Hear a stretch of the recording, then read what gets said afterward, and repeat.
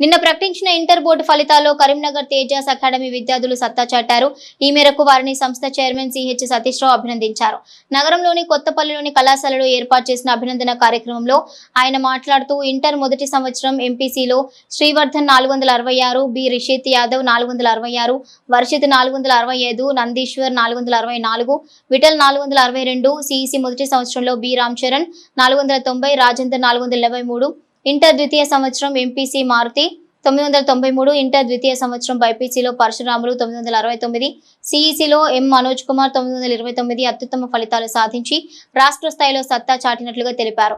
Tejas defence ఏర్పడినప్పటి నుండి ఇప్పటి వరకు తమ విద్యా సంస్థలో చదివిన విద్యార్థులు 2000కు పైగా రాష్ట్ర కేంద్ర ప్రభుత్వ ఉద్యోగాలు సాధించినట్లుగా తెలిపారు.